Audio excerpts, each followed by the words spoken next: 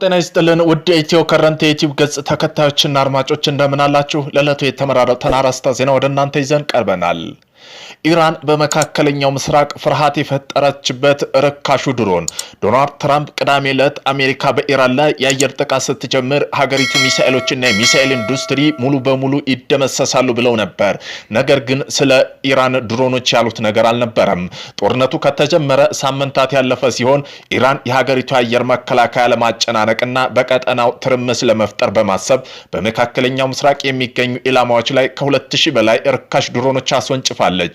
እነዚህ አጥፍቶ ጠፊ ካሚካዝ ሻህድ ድሮኖች ከኢላማቸው ጋር በሚጋጩበት ጊዜ የሚፈነዱት ፈንጅ ይዘው ከፍተኛ ጉዳት ያደርሳሉ።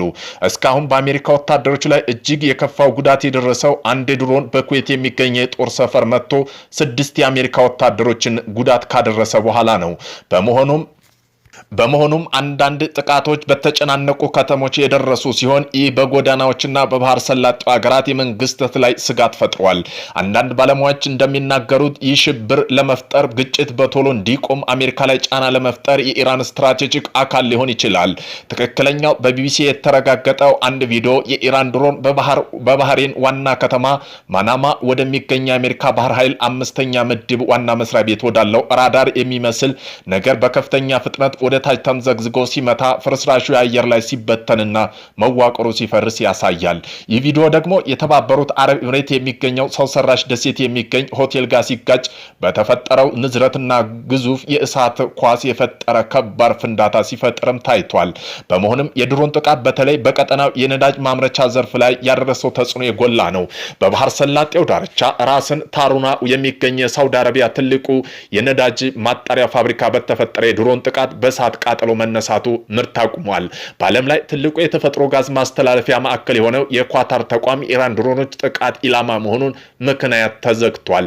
ድሮኖቹ ባላቸው ቀላል የዲዛይንና ለመምራት በአንጻራዊ ርካሽ በመሆናቸው በስፋት ጥቅም ላይ ውለው በቀጠናው ከፍተኛ ጉዳት እያደረሱ ነው።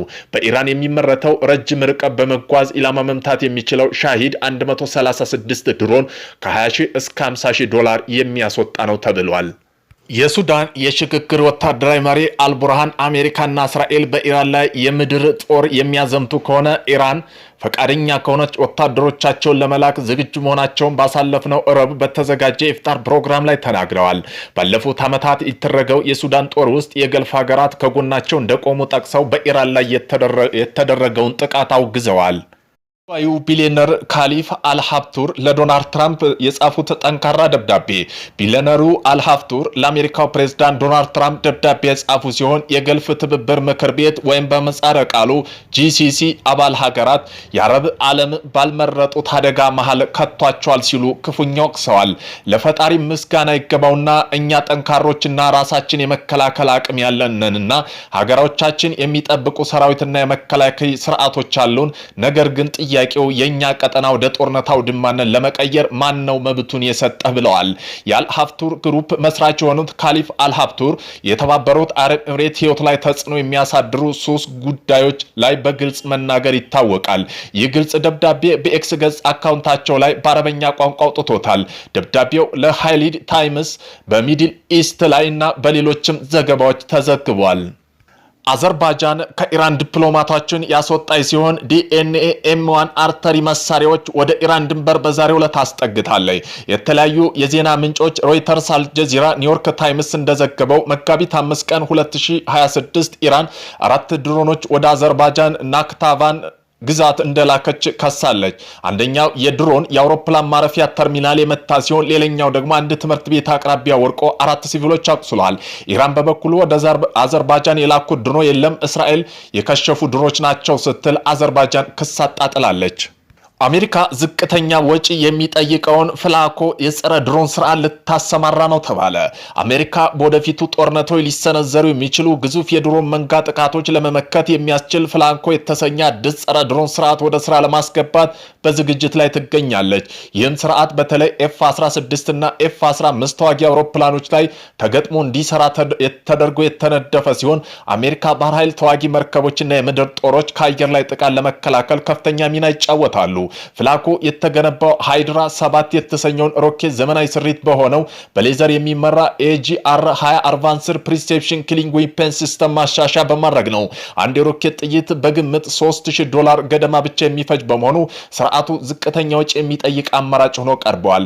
ይህ እንደ ኢራን ሻሂድ ያሉ በመቶች የሚቆጠሩ ሚሳኤል መጓዝ የሚችሉ እስከ 100 ፓውንድ የሚመዝን ፈንጅ የሚሸከሙ አነስተኛ ዋጋ ያላቸው ድሮኖችን ለመምታት እጅግ አዋጭ አድርገዋል።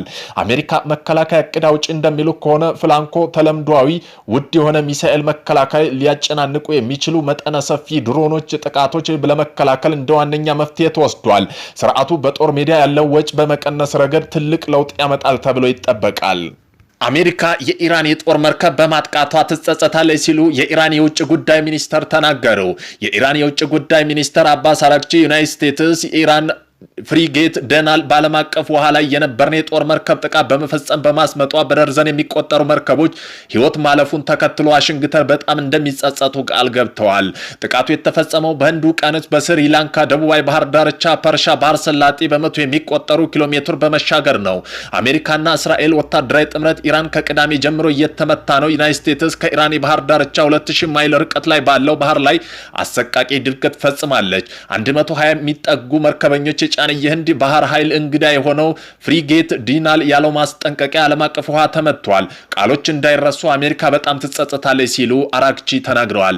ፍሪጌት አይናስ ዲና በአሜሪካ ባህር ሰርጓጅ መርከብ ተመቶ ሰምጧል። የስሪላንካ ምክትል ውጭ ጉዳይ ሚኒስተር እንዳሉ ከምስራቅ የህንድ ወደብ ወደ ኢራን መርከብ እየተመለሰ ነበር።